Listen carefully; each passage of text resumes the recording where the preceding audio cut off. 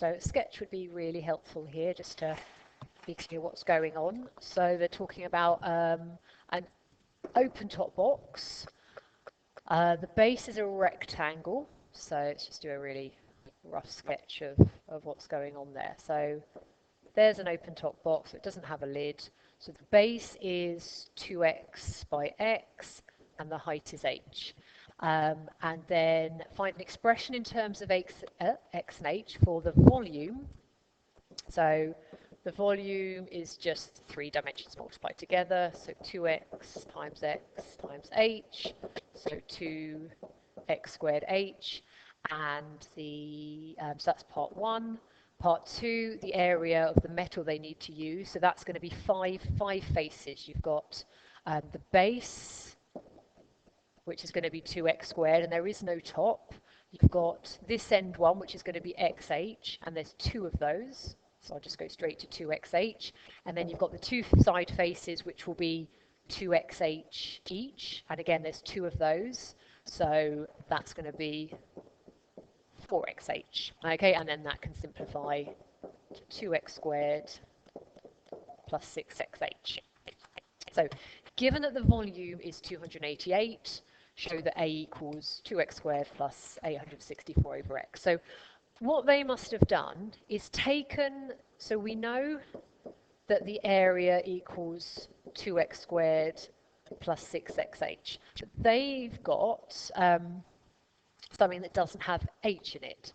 So what they must have done is use this information and then found h in terms of x. So the volume is 288. So if we take that, so if I divide that through by 2, x squared h is 144, and h is 144 over x squared.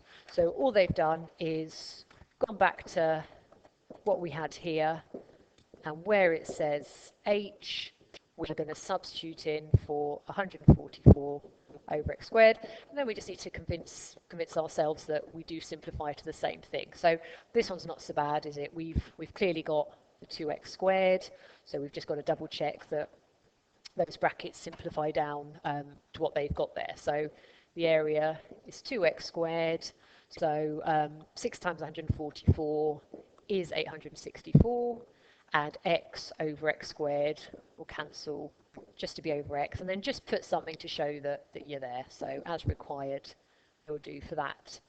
Okay, and then part C is where our calculus comes in, our differentiation comes in, and we could do that without having answered the rest of the question, because we've got the equation for area.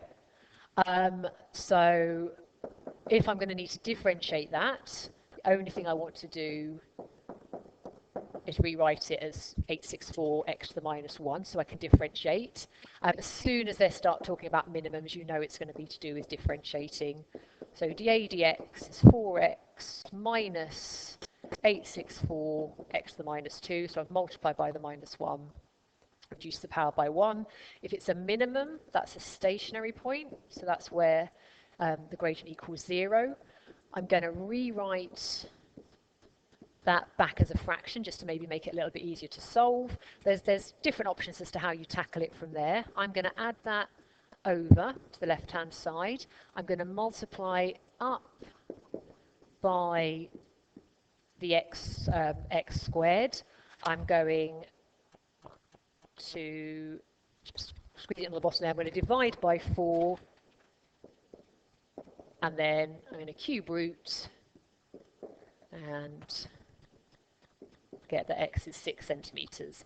Okay, and then check back on the question. So this one does say find the value of x which a is a minimum. So I don't have to go back to this equation and actually find the area. So that will vary from question to question. So read it really carefully, but this clearly does just want the value of x. Okay, so I'm done on that, but I do need to prove that it's a minimum. Now, the way they've asked that question implies there is only one stationary point, so that really must be the minimum. But if they specifically ask you to show it, then we absolutely must do that.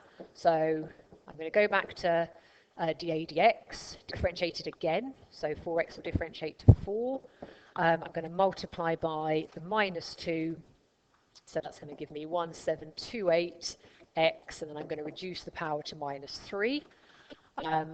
When x is 6, let's figure out the value of that. Now, we're not actually really bothered about the value. We just want to know if it's positive or negative, but the easiest way to show that you've done it properly is just to evaluate it. So if you substitute x into this, you get 12, which is greater than 0, which is how we can justify that it's a minimum. Okay.